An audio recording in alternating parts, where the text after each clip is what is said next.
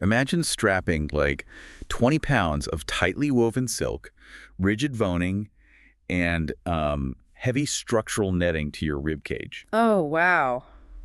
That sounds intense. Right. And then trying to gracefully dance, walk, and socialize for, 6 or 7 hours straight. I mean, in almost any other context, we would call that medieval armor. Yeah, exactly. You're basically prepping for battle. But in the world of high-end bridal fashion, we just call it a princess gown.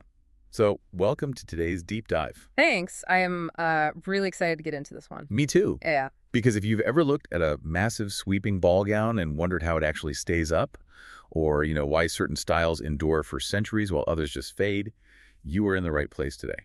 We are unpacking this highly detailed guide from Bridal and Tuxedo. They're an acclaimed boutique in Pennsylvania. Right. And they break down the very specific 2026 and 2027 trends for princess-style wedding dresses. And what makes this source material so compelling to me is that it operates on, like, multiple levels. Oh, for sure. It's a forecast of bridal aesthetics, obviously, but it also gives us the literal blueprints of how these garments are constructed. Yeah, and why they evoke such a powerful emotional response from people. Exactly. So our mission for you today is to basically pull apart the architecture of the princess silhouette.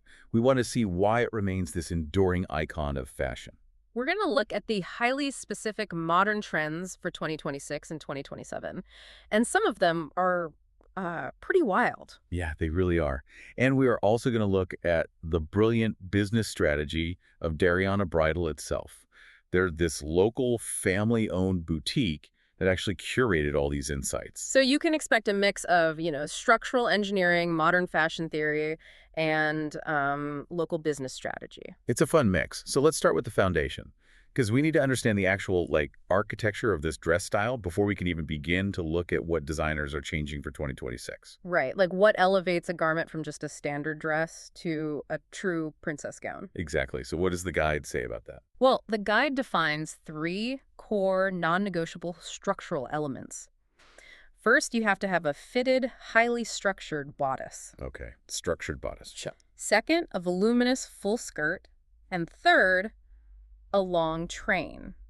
That triad is basically the strict definition of the silhouette. And what's fascinating from a design perspective is that this specific combination is considered universally flattering, across all body types. It really is. It's brilliant I engineering. like to think about this like a well-engineered building. The fitted bodice is essentially the load-bearing foundation. Oh, that's a great way to put it. Yeah, because it contains all the internal corsetry. Like if you picture the suspension cables on a bridge. Right, right. That internal boning is distributing the massive weight of the skirt and the train completely across the bride's torso. So the dress doesn't just, collapse down around her ankles. That suspension bridge analogy hits the nail right on the head. The reason this shape flatters universally is it's purely about creating structural balance. By cinching the narrowest part of the torso and then expanding dramatically outward, designers are manipulating proportions. Yeah, it completely changes the visual lines. Exactly. And this transforms not just how the wearer looks, but literally how they take up physical space. The bride is no longer just walking into a room. I mean, she is occupying it. She is the room at that point. Pretty much. It's a masterclass in garment design meant to engineer a very specific, once-in-a-lifetime emotion. And what we really need to point out is the sheer versatility of that load-bearing structure. Yes, the tops can vary so much. Right. For a fashion-literate audience, Mhm. we all know the classic strapless sweetheart neckline. That's like the standard Disney template. The default setting, basically. Exactly. But the guide highlights that this foundation supports a massive variety of tops. We're talking high necks, halters, square necklines, and varied sleeves, from long to three-quarter to cap. And changing that neckline isn't just a simple aesthetic choice. It fundamentally alters the load path of the entire dress. Wait, really? How so? Well, take a halter neck, for instance. It transfers some of the physical weight of that massive skirt up to the neck and the shoulders. That changes how the entire garment moves when you walk. Oh, wow. I didn't even think about the weight distribution like that. Yeah, and it also changes the psychological impact, A high neck conveys a regal, almost imposing authority, whereas a deep plunge leans a lot more into modern theatricality. The textiles chosen really amplify those effects. The guide specifically breaks down the materials, and it moves far beyond just standard tool. Oh, yeah. Let's talk about those fabrics, because we can't assume everyone pictures the mechanics of these textiles accurately. Right. The guide mentions mikado, satin, jacquard, organza, and lace. Yeah, and if you are listening to this and trying to picture the sheer weight of jacquard, just imagine the heavy, intricately woven, luxurious drapes you might find in an old European mansion. Oh, that's exactly what it feels like. Right. The pattern is woven directly into the fabric itself, which makes it incredibly dense. And a mikado behaves similarly, right? Exactly.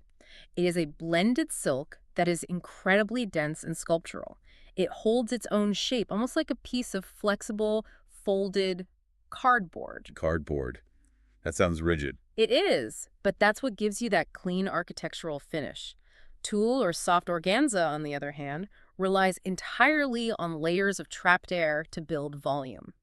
So they collapse without the underlying structure. Precisely. They need that netting to create a floating, ethereal aesthetic. Okay, so if that is our architectural foundation, the rigid bodice, the grand skirt, the specific textiles, how are designers actually decorating that structure for the 2026 and 2027 season? Right, because the foundation stays the same, but the guide details some intensely specific modern twists. So what's the biggest change? Well, the single biggest structural shift the guide points out for the upcoming seasons is the major resurgence of the basque waist. Wait, the basque waist, like as in the 19th century Victorian trend. That's the one. But I thought the entire trajectory of modern fashion was moving toward, comfort and mobility.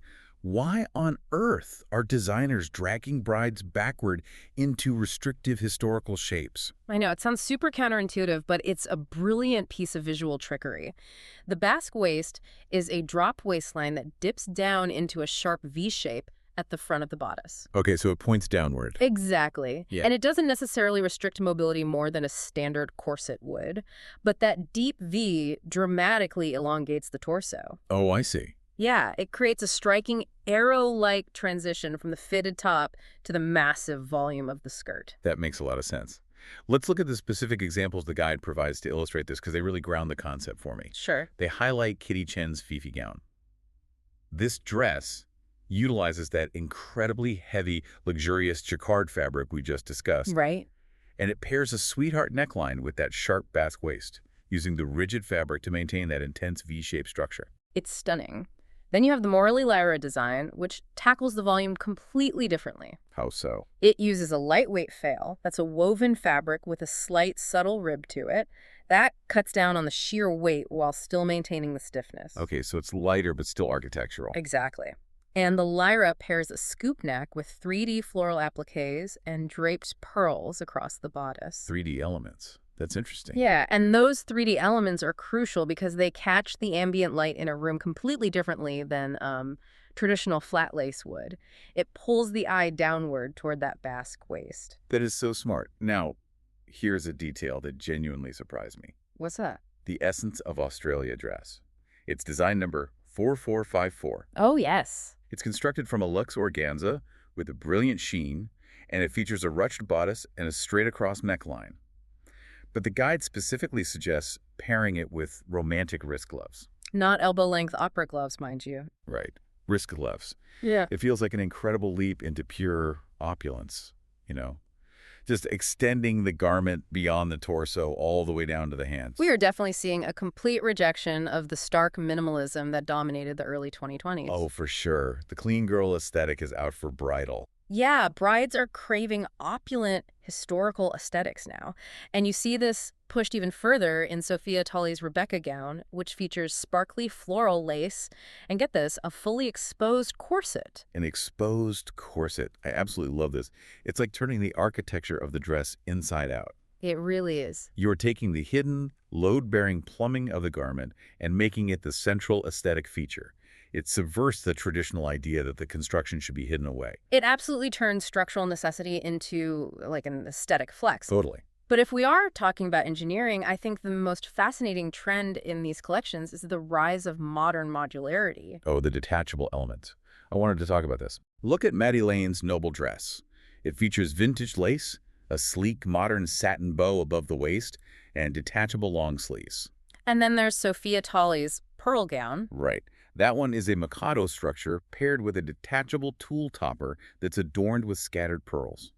So from an engineering and psychological standpoint, why do you think this modularity is dominating the 2026 collections? Honestly, I think it makes these gowns function like elegant transformer toys. Transformer toys. That's hilarious, but you're not wrong. Seriously, you get a massive, visually heavy, traditional look for the ceremony.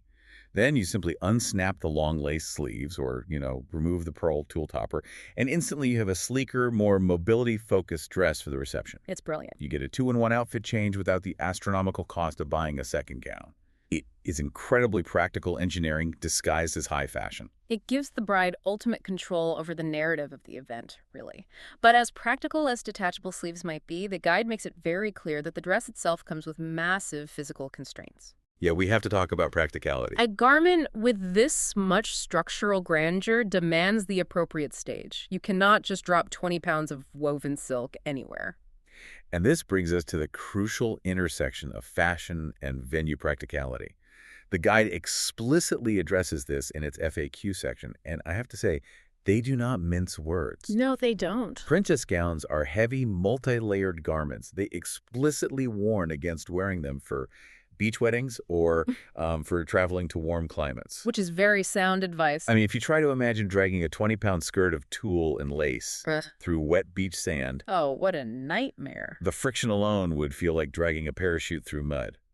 I have to wonder, do people actually try to fight the physics of their venue just for the aesthetic? Oh, people will always try to force fashion into the wrong environment, but the physics of the garment will always win in the end. The expert curation here is really trying to save the wearer from a miserable physical experience. A grand ballroom, a historic mansion, or a Gothic castle provides the necessary physical scale for the volume of the gown. And a climate-controlled environment for the weight. Exactly. The venue essentially dictates the fashion. So the guide suggests specific aesthetics for these dresses, right? Like Disney-themed weddings, the old money aesthetic, or what they call castlecore. Castlecore is huge right now. You definitely need a setting that visually matches the sheer architectural weight of the dress. But speaking of aesthetic weight, there is an absolute curveball in the middle of this source material. Oh, I know exactly what you're going to say. We've spent this entire time talking about white lace, white tulle, pearls, and, traditional purity. Then the guide highlights a Stella York plunging ball gown made entirely of black satin. A black princess gown, designed specifically for moody or Gothic events. It's a vital inclusion in the guide. It totally shatters the mold. Yeah. Like, why is a traditional boutique pushing a plunging black ball gown in their primary trend forecast? Because it proves that the princess archetype has evolved completely. Right. Historically, the massive white ball gown was deeply tied to patriarchal traditions of purity, innocence, and, strict conformity. Yes, exactly. By applying this exact same architectural blueprint, the structural bodice, the voluminous skirt to heavy black satin, designers are subverting the entire tradition. The silhouette is no longer a symbol of compliance. It is a tool for pure theatricality and bold personal expression. It literally transforms a garment of traditional purity into a garment of power. It radiates main character energy. You aren't just a bride. You are a dark royalty figure. I love that. Dark royalty. Now, we've covered an incredible amount of highly specific knowledge today. Knowing exactly how a basque waist manipulates visual proportions, understanding the mechanical difference between fell and mikado, knowing the physical friction of tulle on wet sand. Yeah, that is a lot of specialized information. And none of this knowledge simply materializes out of thin air. Yeah.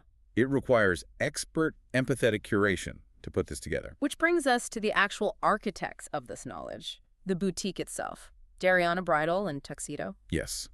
Just as the basque waist distributes the physical weight of a heavy gown, this boutique's business model is designed to distribute the emotional weight of a highly stressful event. That's a great parallel. Let's look at who they are. They are located in Warrington, Pennsylvania in Bucks County, founded in January 2013 by Franco and Wendy Salerno. And the shop's name is a charming combination of their daughters' names, right? Yes, Daria and Diane. Yeah, like... Ariana. But the scale of their success is completely wild for a local shop. Oh, their footprint extends far beyond a typical regional retail store. In 2024, they were named a top 100 small business in America by the U.S. Chamber of Commerce. That's huge. And then, in July 2025, they received national recognition on The Late Show with Stephen Colbert. They've been featured by Apple, The Wall Street Journal, Axios, ABC National News. It's incredible reach. And if you look locally, they have nearly 1,000 Google reviews, maintaining a 4.9 rating. For a local family shop to pull national press like the Wall Street Journal and Colbert, I mean, it's like a local indie band suddenly getting booked for the Super Bowl halftime show. It really is. How do they break through the noise like that? Well, it comes down to a holistic, highly empathetic business architecture. They recognize that they aren't merely executing a retail transaction. Right, they aren't just selling a piece of clothing. Exactly. They are curating a high-stakes, emotionally volatile milestone. Look at the infrastructure of the resources they provide. Yeah, they offer a Dariana bride guide, a mother of the bride and groom survival guide, a detailed wedding dress quiz, and even comprehensive guides for tuxedo rentals. They are outfitting the entire event, but more importantly, they are managing the stress. By creating those survival guides, they act as an emotional anchor. Precisely. In a marketplace where a consumer can just click a button and buy a garment online in seconds, Dariana Bridal is offering an irreplaceable human experience. They are neutralizing decision fatigue and anxiety. And that empathy isn't just a marketing tactic, it's literally built into their community integration. Oh, the community aspect is amazing. Franco Salerno won the Mitchell Connor Award from the Lower Bucks Chamber of Commerce in 2024. Right. And Wendy Salerno was named Entrepreneur of the Year in 2023 and a 2025 Woman of Influence. Plus, their kids are involved too. Their daughter, Daria, served as a wish granter for the Make-A-Wish Foundation. Yeah. They partner with St. Jude's, Angel Gowns, and they even donate to local school band and theater programs. When you map out that level of community investment, that 4.9-star rating makes perfect sense. It really does. Because when a business supports your local school theater program or helps sick children in your specific county, they build a bedrock of trust. Yeah, when a client walks through their doors, they aren't just a consumer engaging with a faceless corporation. They are a neighbor seeking guidance from a trusted community pillar. You literally cannot manufacture that kind of loyalty with any advertising budget. It is the ultimate blueprint for small business operations. So what does this all mean for you, our listener? Let's recap the journey of today's deep dive. Sure. We started by unpacking the literal structural anatomy of the princess gown.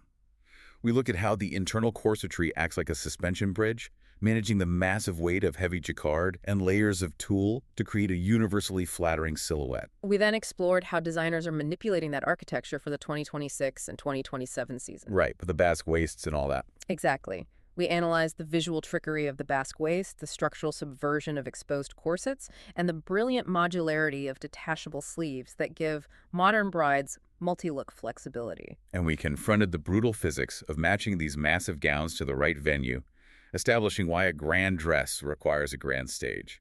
And how a black satin ball gown perfectly reclaims the silhouette for a powerful Gothic core aesthetic. And finally, we unpacked the community-driven, deeply empathetic business model of Dariana Bridal and Tuxedo. It's been quite a journey. It has.